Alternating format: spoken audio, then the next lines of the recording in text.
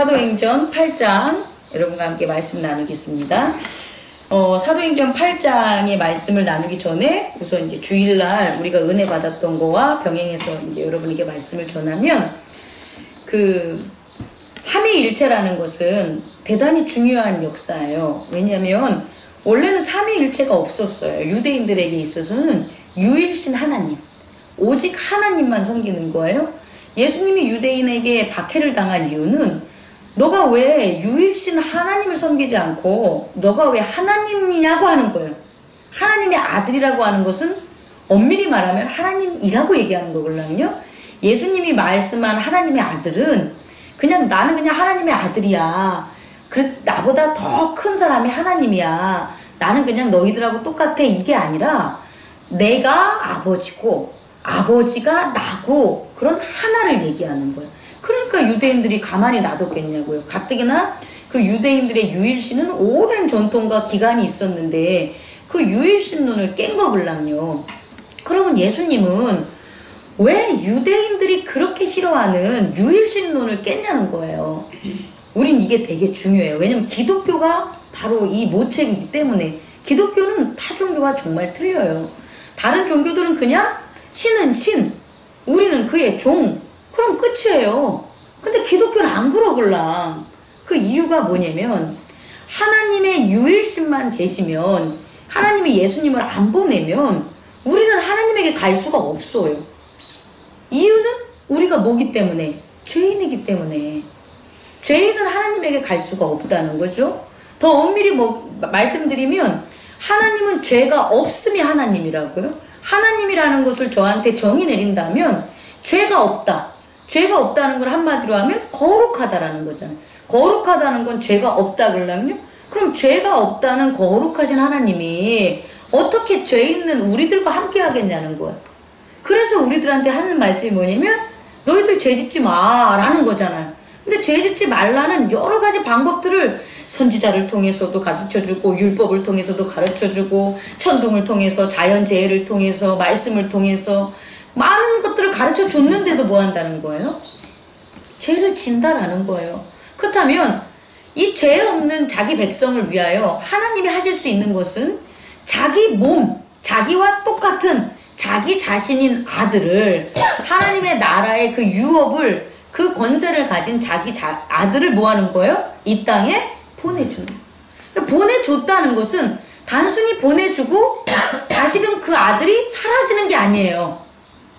중요한 건 하나님이 그 아들을 보내줬다는 것은 그 아들이 이 땅에 와서 이 땅에 변화를 준다는 거예요. 그럼 그 아들이 이 땅에 내려와서 변화를 주지 않으면 예전과 똑같을 거 아니에요. 내려왔다 다시 올라가면 이 땅에 똑같을 거 아니에요. 이러한 일들은 헬라인들이라고 우리가 흔히 말하는 로마의 영지주의라는 게 있어요. 그들은 어떻게 봤냐면 하나님이 영이 왔다, 이 육의 세상의 죄의 세계에 왔다 갔다 한다고 얘기를 해요. 그럼 그들이 왔다 갔다 하면, 그들이 가면 이 세상은 그대로 뭐가 되는 거예요? 육의 세상, 죄의 세상이잖아요. 그러니까 그 철학이, 그 신앙이 의미 없다는 거예요. 그래서 예수 그리스도가 나타난 기독론은 헬라 철학인 영지주의와 전혀 달라요. 뭐냐면 그 차이점이, 영지주의는 왔다가 뭐 하는 거예요? 갔다라는 거예요. 근데 기독교는 뭐냐면 오셔서 뭐를 했냐면 가지 않았다는 거예요. 그러면 예수님이 여기 있어야 되겠네? 근데 예수님은 부활해서 올라갔다고 기록이 되니? 그러면 뭐예요? 이제 저한테 그렇게 궁금한 걸 물을 수가 있잖아요. 그게 뭐냐면 예수님은 오셔서 부활의 세계를 열어놨다는 거예요. 다시 말해 부활의 나라를 만들어 놓은 거예요. 그리고 그 부활의 나라에 예수님이 그 안에서 우리를 만나주시는 거예요. 다시 말해 간 게 아니라 부활의 세상으로 가신 거예요. 다시 도식적으로 얘기하면 하나님의 나라에서 예수님이 오셨어요. 오셔서 부활의 나라를 만들어 놓으시고 그 부활의 나라에 계시는 거예요. 믿음의 나라, 성전, 교회에 계시는 거예요. 그리고 우리들은 예수님을 만나러 어디로 가는 거예요? 교회로 오는 거예요. 믿음의 나라로 오는 거예요. 부활의 나라로 오는 거예요. 그럼 거기서 누굴 만나는 거예요? 예수님을 만나는 거예요. 그 만남이 어디까지? 우리 육체가 끝나는 어디까지? 하나님의 나라까지 함께 이루어져서 영생이라는 게 나오는 거예요. 그렇다면 예수님이 이 땅에 오셔서 그의 나라를 만들었는데 그럼 그의 나라는 어디냐는 거예요. 미국에 있어요? 한국에 있어요? 중국에 있어요? 눈으로 보는 나라가 아니라는 거예요. 예수님이 만든 그 부활의 나라, 믿음의 나라는 어디에 있냐? 우리 내면의 세계에 있는 거예요. 우리 내면의 세계, 저의 내면의 세계, 신현수 집사님의 내면의 세계, 안중배 집사님의 내면의 세계에 있는 거예요. 그러면 그 내면의 세계를 누가 만드냐 봤더니 잠자고 계신 성령님이 만드는 거예요. 원래 우리는 하나님의 영이 있는데 죄로 말미암아 그 영이 어떻게 됐다? 잠자고 있는 거예요. 근데 예수 그리스도가 오셔서 그의 이름을 믿는 모든 자들에게는 하나님의 아들이 되는 권세를 주셨으니 라니 그 죄를 뭐 한 거예요? 사해 주신 거예요. 그럼 우리에게 죄가 사해졌다는 증거는 뭐냐면 성령이 깨어났다는 거예요. 우리 안에 우리의 내면의 세계에 죄가 없다는 성령이 깨어나셔서 활동하시는 거예요. 그러면 목사님이 죄가 없어 라는 걸 어떻게 느끼냐면 우리 목사님은 성령께서 하시는 말씀에 순종해 라면 저는 죄가 없는 거예요. 근데 우리 목사님은 죄가 있어 라고 하면 그 죄는 내 생각에 하는 게 아니라 목사님이 성령의 음성을 안 들으셔. 그래서 죄가 있다는 거예요. 우리 성도님들도 우리가 봤을 때 우리 성도님들은 죄가 없어 라는 것은 우리 성도님들이 성령의 목소리에 순종하는 거예요. 오늘 두 안중배 집사님과 신현숙 집사님은 지금 이 순간 죄가 없어요. 오늘 이 순간 죄가 없어요. 그걸 제가 어떻게 느껴요? 성령의 목소리에 순종하셔서 9시에 제자 교육을 받기 위해서 임직 예배 그 교육을 받기 위해서 오셨잖아요. 죄가 없는 거예요. 죄가 있으는 건 죄송하지만 안 오면 그건 성령이 하시는 일이 명백한 거잖아요. 교회와 각자가 서로 얘기하고 의논하고 나누어진 시간이기 때문에 그거는 마땅히 성령이 하시는 게 더 증인이 된 거잖아요. 근데 그것을 안 지켜. 그럼 성령의 목소리를 뭐 하는 거예요? 안 지키는 거예요. 그럼 죄가 있는 거예요. 그러니까 죄가 있다 없다는 이 세상의 어떤 눈으로 일어나는 형상으로 보는 게 아니라 성령께서 역사하시나 안 하냐를 보고 그것에 순종하냐 안 하냐가 죄가 있냐 없냐를 구분하는 게 바로 누구의 세상이다. 그리스도 예수의 세상이다. 그럼 그리스도 예수의 세상에는 삼위가 나타나는 거예요. 뭐냐면 저 장미경 목사를 통해서 하나님의 사랑이 나타나요.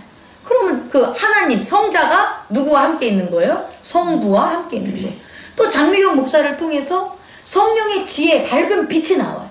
그러면 장미경 목사는 지금 성자 안에 있으니까 누구와 함께 하는 거예요? 성령과 함께 하는 거예요. 그럼 예수 그리스도 안에서 우리가 있으면 하나님의 사랑과 성령의 빛이 나타나면 삼위일체가 되는 거예요. 그 세계가 예수 그리스도의 부활의 세계, 교회의 세계, 성전의 세계가 돼야 되는 거예요. 그러니까 우리 안중배 집사님을 통해서 우리가 이제 저는 자주 같이 못 있으니까 모르지만 신현숙 집사님이 안중배 집사님 통해서 하나님의 사랑이 보여. 그럼 안중배 집사님 뭐 안에 거하는 거예요? 누구 안에 거하는 거예요? 예수 그리스도 안에 거하는 거예요. 그게 능력이라고. 다른 게 능력이 아니라 그 능력이 다 변화시키는 거예요. 안중배 집사님 안에 있는 사랑이 신현숙 집사님을 그걸 보게 하면 신현숙 집사님은 안중배 집사님의 모든 말에 다 순종해요.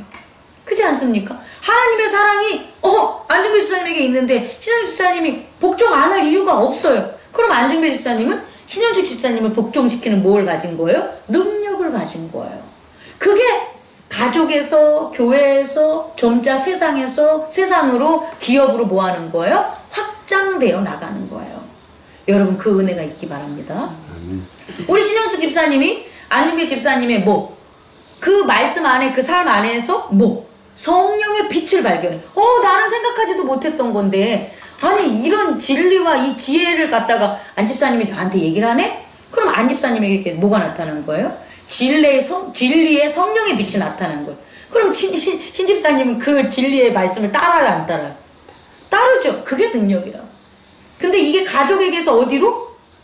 세상으로, 기업으로, 교회 안으로 다 어떻게 되는 거예요? 확산되는 거예요. 그랬을 때 다 따르는 거예요. 이게 능력이라고요. 이 능력을 오늘 사도행전 8장을 보니까 바로 교회 공동체에 나타났다는 거예요. 중요한 건 뭐냐면 이 예수 그리스도를 따르는 제자들이 예수님을 따를 때도 욕먹었고 예수님이 십자가에 달리실 때도 박해당했고 그 후에도 박해당하고 부활한 후에도 박해당하고 보좌 위에 올라가고 하나님의 나라를 이룰 때도 또 박해받았어요. 근데 중요한 건 그들이 다르다는 거예요. 그들이 동일한 게 아니라 다르다는 거예요. 그러면 다를 수 있다라는 건 그들에게 변화가 있는 건데 우리가 생각하는 변화는 우리가 변한다고 생각하는데 저는 그렇게 생각하지 않아요. 사람은 변하지 않아요. 사람은 죽을 때까지 변하지 않아요. 죽어서도 변하지 않아요. 그러니까 심판받고 그러니까 정죄받는 거예요. 만약에 변한다면 사람이 변한다면 왜 심판받겠어요? 죽어서도 변한다면 왜 심판받겠어요? 죽어서 변해서 하나님 섬기면 심판 안 받지. 근데 중요한 건 뭐냐면 사람은 변한다 안 변한다? 안 변한다는 거예요. 그래서 세상에서도 정죄받고 심판받고 죽어서도 심판받는다는 거예요. 만약에 사람이 변한다면 사람이 심판받을 수 없어요. 변하면 되니까. 그렇다면 이들은 사람이 변한 게 아니라면 도대체 어떻게 됐냐라는 거예요. 그 놀라운 사실이 여기 있다라는 거예요. 첫 번째, 맨 처음에 예수님이 제자들을 만나기 전에는 제자는 어때요? 어리석고 하나님의 말씀을 모르는 그런 나약한 사람이었죠. 근데 예수님이 성육신에서 제자와 함께 있었어요. 그럼 이들은 변할까요? 안 변할까요? 변하죠. 누가 있어서? 예수님이 함께 있으니까 변한 거라는 거예요. 서당계 3년이면 풍어를 외운다고 예수님과 함께 지낸 3년 동안 예수님이 보고 먼저 본보여주시고 하나님의 능력을 행한 것밖에 없는데 이들에게는 뭐가 있냐? 아, 우리에게 전해진 말씀, 그 말씀의 증언자가 누구시다. 말씀의 그 보이는 예수 그리스도라는 걸 그들은 뭐 한 거예요? 깨달은 거예요. 예수님을 완벽하게 따르진 못했지만 아, 이분이 그분이야 라는 것은 아는 확신이 있다는 건 이 제자들이 변했다는 거예요. 누굴 통해서? 예수님이 함께 있었기 때문에. 이해하실 수 있겠습니까? 예수님이 부활하셔서 떠나셨어요. 그럼 이들에게 함께 있었던 예수님은 없지만 예수님을 통해서 예수님이 하나님이 함께 한다는 그들의 내면의 세계에는 예수님이 여전히 계신다 안 계신다? 계시는 거예요. 그들은 혼자가 아니라 그들의 믿음의 세계에는 누가 계시다? 예수님이 계신 거예요. 그래서 다락방에서 기도한 거예요. 만약에 그들의 믿음에 예수님이 함께 하시는 믿음이 없다면 그들은 다락방에서 기도하지 않았겠죠. 오히려 뭐 하는 거예요? 서로 다시금 목수가 되고 어부가 되고 지방으로 내려갔겠죠. 그렇게 기도를 했을 때는 예수 그리스도의 믿음 언약이 함께 있었다는 거예요. 그런데 정말 예수님이 뭐 한 거예요? 부활해서 오신 거예요. 그럴 때 그들에게는 누가 계신 거예요? 항상 이제 부활한 예수님이 계신 거예요. 그러니 옥에 갇혔어. 그래도 그들이 두려워하겠어요? 두려워하지 않죠. 왜? 부활하신 예수님이 보이는데 이들이 왜 두려워하겠냐는. 그들에겐 부활하신 예수님이 또 함께 하는 거예요. 그럼 부활하신 예수님이 이제 40일 동안 함께 하셨다가 승천하신 후에 그들이 누구를 만나요? 성령님을 만난다.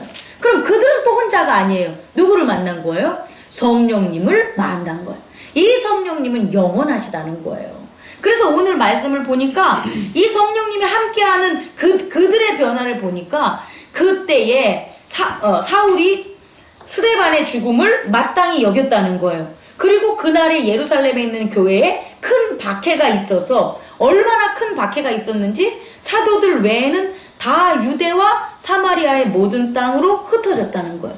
사도들은 경건한 사람들과 함께 스데반을 장사했다는 거죠. 그럼 교회의 사도들은 예루살렘에 있지만 나머지 3,000명, 3만 명 그 기독교인들은 다 어디로 갔다는 거예요? 흩어져서 사라졌다는 거예요. 그런데 흩어질 때에 옛날 같았다라면 변화되지 않았더라면 그들은 어디로 갔겠어요?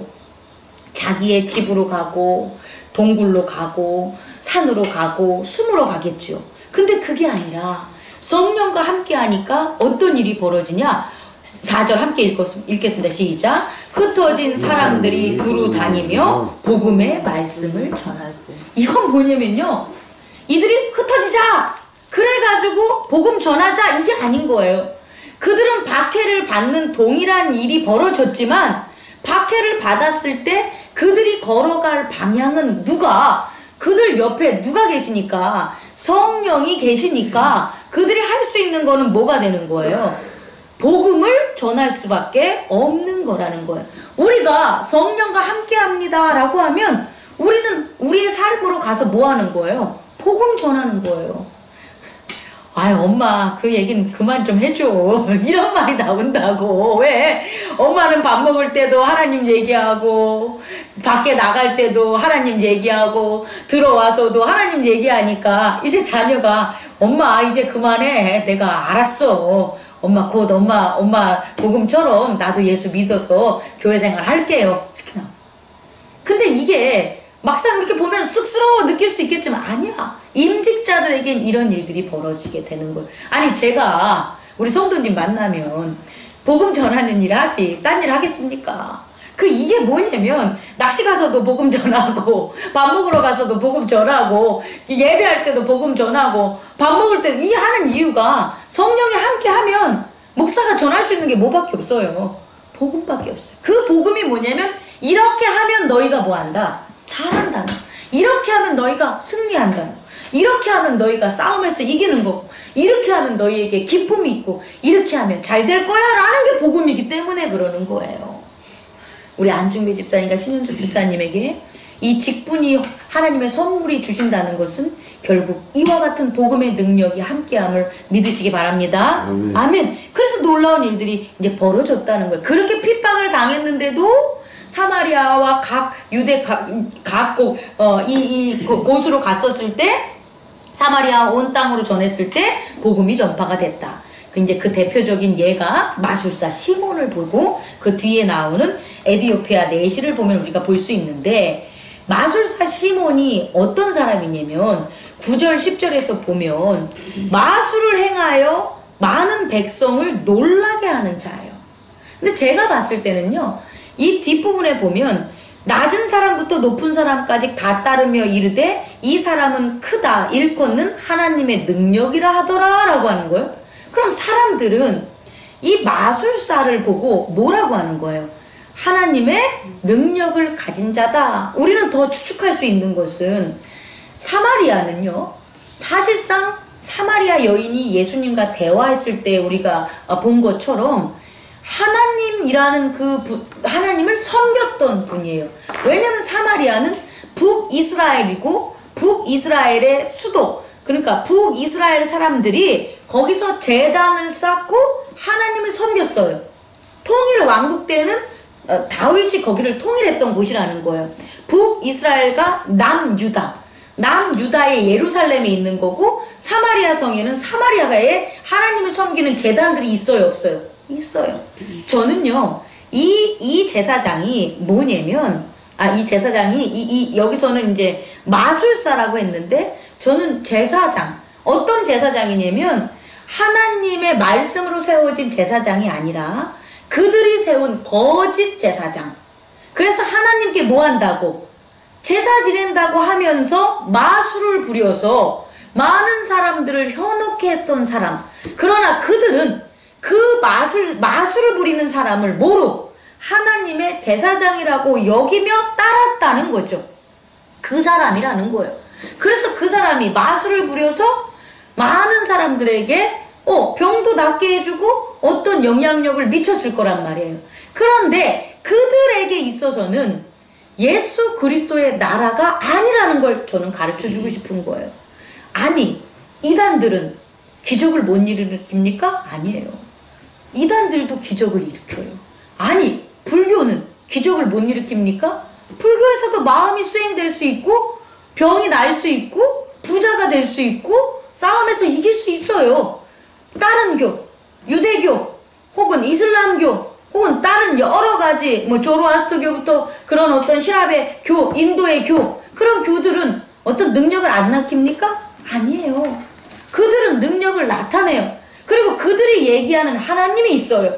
다시 말해 그들은 하나님의 능력이라고 하면서 그들의 경전으로 뭐 하는 거예요? 제사를 지내요.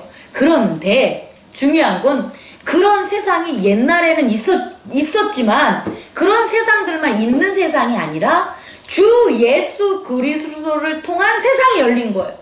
그리고 제자들은 주 예수 그리스도를 통한 그 나라를 전하는 거예요. 누가? 성령이 역사하는, 다시 말해 하나님의 영이 직접 누구를 통하여 성령을 전하는 사람과 성령을 받는 사람을 통하여 일어나는 세상. 옛날엔 안 그랬다고. 옛날에 하나님의 능력을 믿는 그런 종교는 다 중간적인, 지금 마술사라든지 중간적인 제사장이라든지 중간적인 랍비라든지 중간적인 사람을 통하여 이루어졌다면, 예수 그리스도의 나라는 그런 나라가 아니라, 하나님의 예수 그리스도를 통하여 있는 삼위일체의 나라는 그런 게 아니라, 누가? 삼위일체처럼 성령을 받은 자, 즉 그리스도 예수 안에 있는 자가 성령을 받지 못한 자, 그리스도 예수 안에 있지 않는 자에게 성령을 깨우고, 그 성령이 깨어진 자가 예수 그리스도로 말미암아 하나님의 사랑을 받고, 그래서 다 뭐가 되는 거예요? 하나가 되는 세상, 그 나라를 지금 뭐 하는 거예요? 예수님의 제자들이 전하고 있는 거예요. 그랬더니 다 뒤집어진 거잖아요. 우와, 난 이랬을 것 같아. 우리 나라, 우리 사마리아에 있는 사람이, 야, 우리 지금 우리나라에 있었던 능력자 저 시몬보다 훨씬 수백 배가 더 큰 하나님의 제자가 왔구나 라고 받아들였을 것 같아요. 그래서 빌립에게 나와서 뭐 한다? 세례를 받았어요.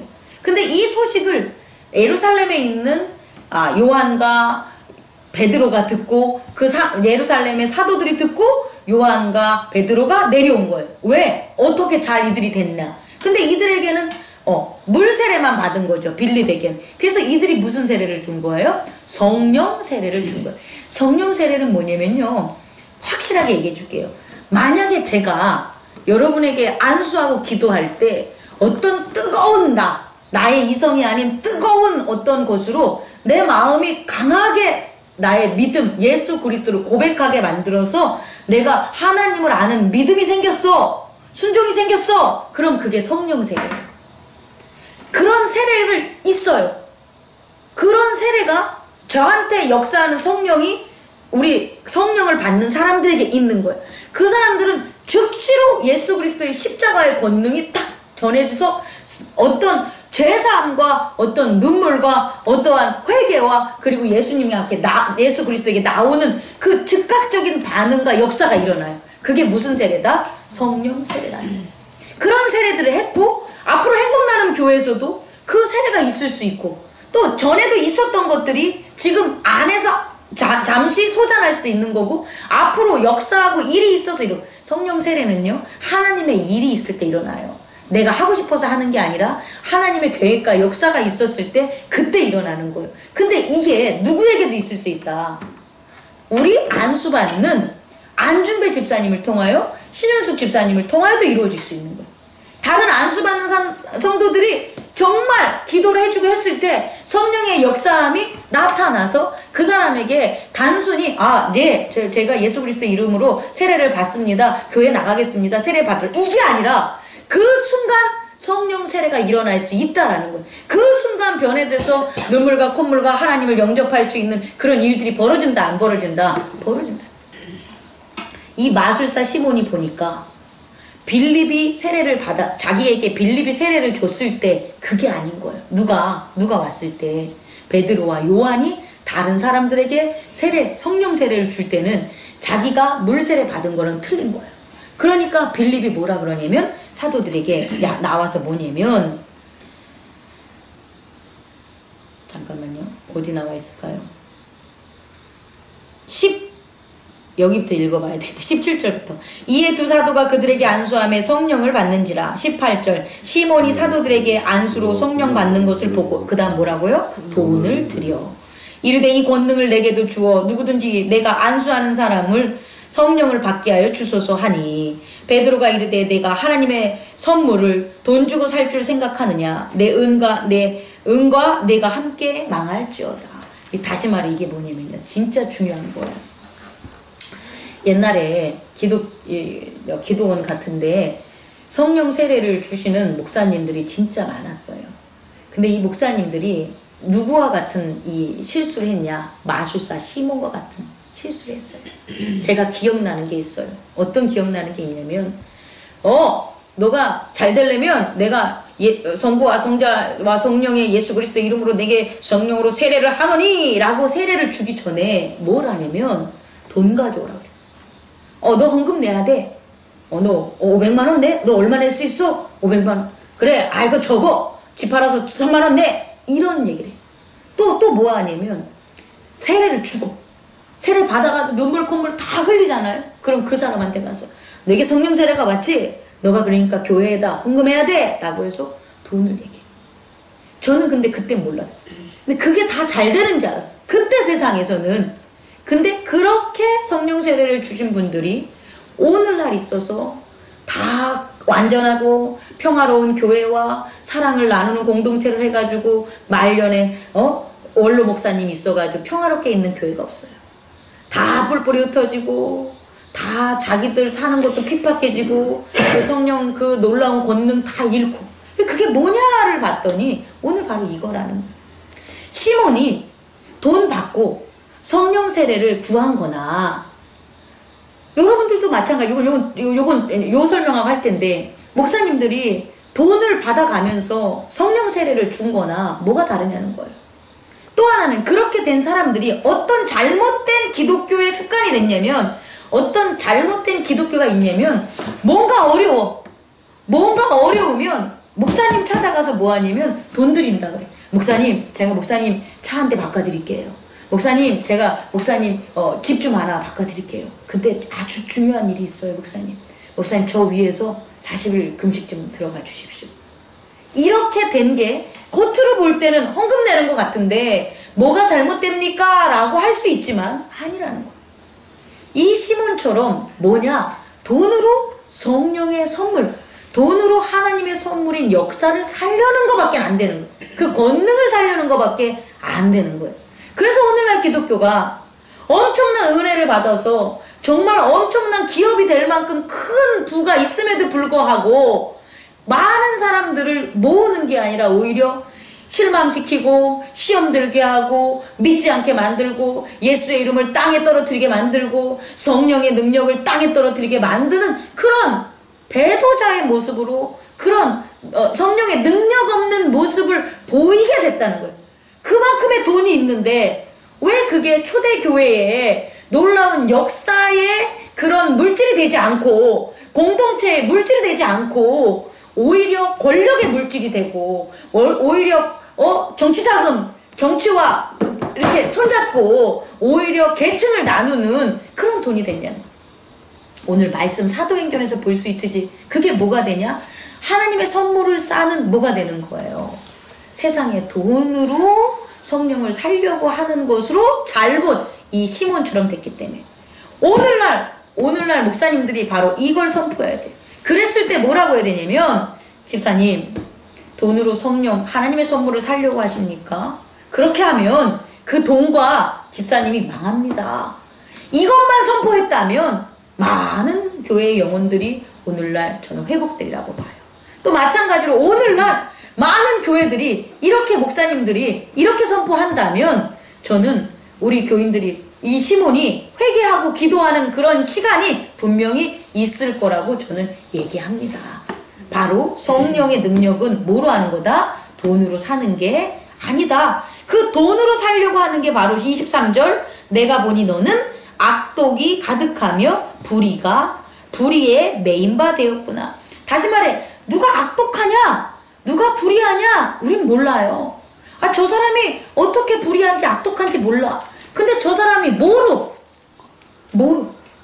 돈으로 목사님과 관계를 맺으려고 하고 돈으로 자녀를 가르치고 돈으로 이웃을 갖다가 매수하려고 하고 돈으로 사업자를 갖다 꾸미려고 하고 돈으로 모든 것 하나님의 일을 돈으로 하려고 하는 사람이 본다면 그 사람은 뭐가 되는 거예요?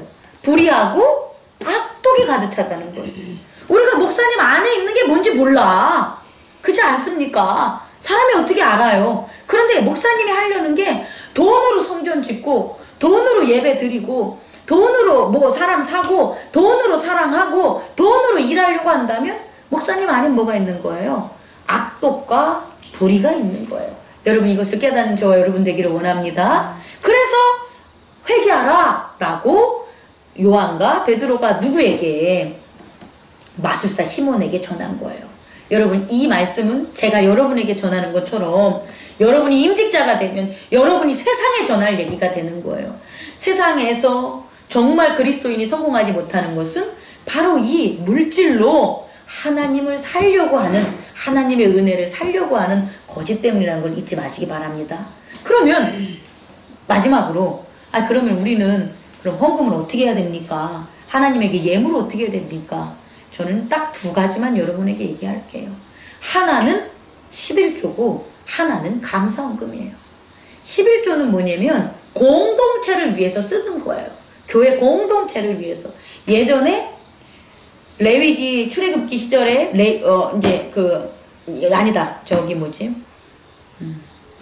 출애굽기 시절에 광야로 떠날 때 공동체 생활을 하잖아요. 근데 각각 자기 집에서 말과 음식들을 다 가지고 오잖아요. 그럼 그 공동체의 광야에 있었을 때 공동체가 먹고 살아야 되는데 공동체가 활동해야 되는데 다들 가지고 있는 걸 뭐 해야 되겠어요? 내겠죠. 저는 이게 11조의 시작이라고 봐요. 그리고 유대인들이 성을 갖다가 함락당해서 이렇게 다 뿔뿔이 흩어져가지고 이제 포로기 해가지고 포로기로 갔단 말이에요. 근데 그 포로를 끌려가서 다시 유대인 예루살렘으로 돌아왔는데 예루살렘이 다 무너졌단 말이에요. 그럼 예루살렘 성을 어떻게 해야 돼요? 공동체의 성을 새로 져야 될 거 아니에요. 그래서 낸 게 11조라고요. 또 예를 들어서 예수님 시절에도 공동체, 예수님을 따랐던 그런 제자들은 어떻게 생활을 했겠어요?